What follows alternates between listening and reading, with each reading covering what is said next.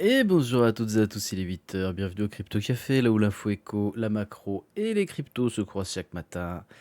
Du vert et de la volatilité, enfin, ça revient.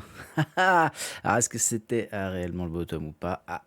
Vous connaissez déjà mon avis si vous suivez depuis un moment. Allez, c'est parti, on démarre le Crypto Café.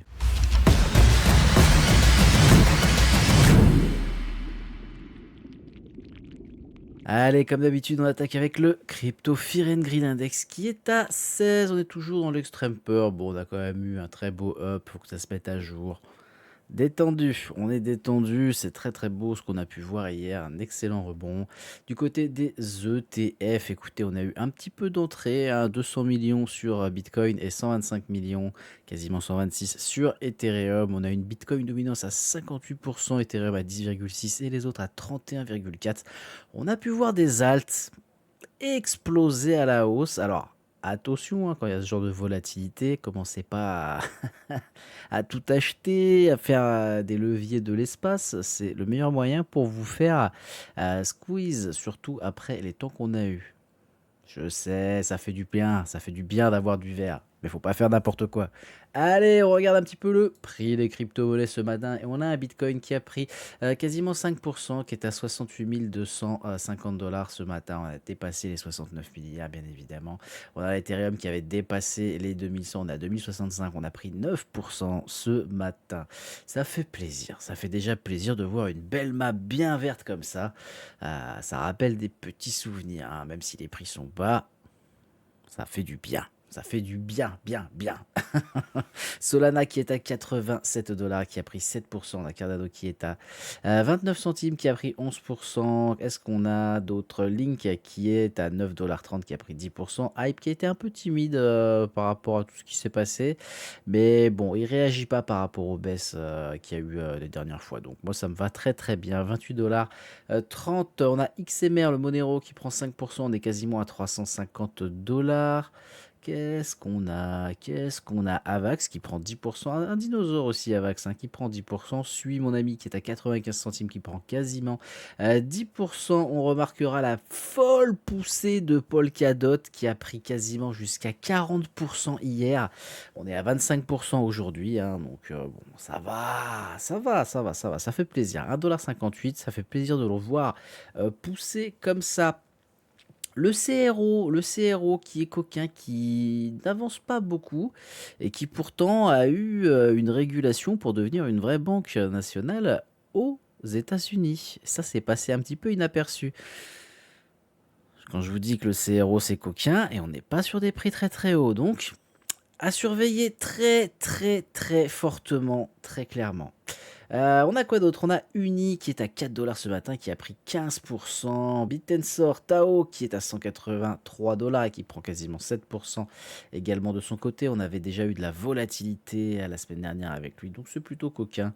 C'est plutôt coquin tout ça. Est-ce qu'on a une dernière poussée? Oui, on a Nir El Famoso qui est à 1,13 $. C'est pas cher, hein, très clairement. On était sous le dollar, on a pris 15%, mais attention, encore une fois, attention.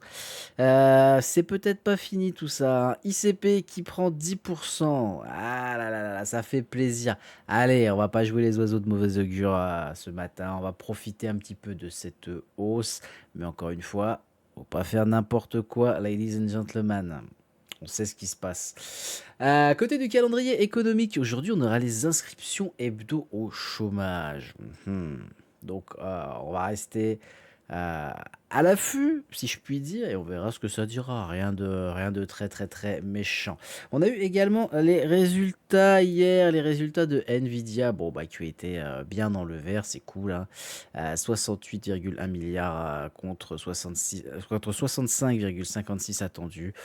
Bon, ça s'est répercuté aussitôt sur le marché, donc tout va bien, ça va bien, on y va. Ladies and gentlemen, ça fait plaisir. Allez, côté des news crypto, bon, allez, on va tout de suite en parler. Ça fait 3 4 jours qu'on en entend parler là de Jane Street qui a reçu, enfin entre guillemets, qui se fait assigner en justice par Terra.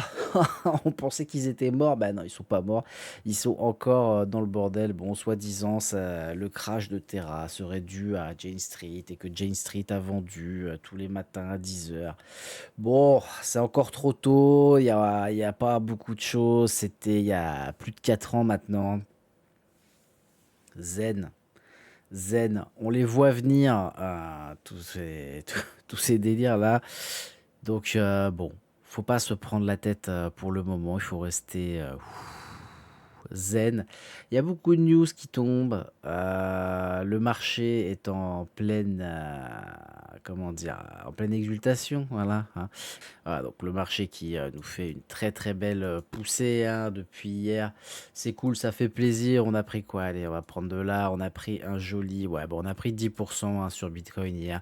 Donc ça fait plaisir. Ça fait plaisir. Il faut en profiter. Attention, hein, attention néanmoins. Vous connaissez mon avis. Ça fait un moment que je vous en parle depuis début février. Que je vous dis que maintenant qu'on est là-dedans, ce qui serait intéressant, c'est qu'on remonte légèrement, hein, qu'on entraîne un espèce de FOMO général, hein, qui serait pour moi un déni catégorique qu'on est dans un bear market, tout simplement.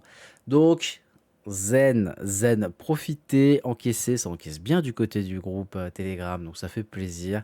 Mais il faut faire attention quand même. Allez, c'est tout pour aujourd'hui. On va s'arrêter là, encore une fois. Pas faire l'oiseau de mauvais augure. Ça se passe bien, ça encaisse et ça fait plaisir. Je vous souhaite à toutes et à tous une excellente journée. Profitez et une bise!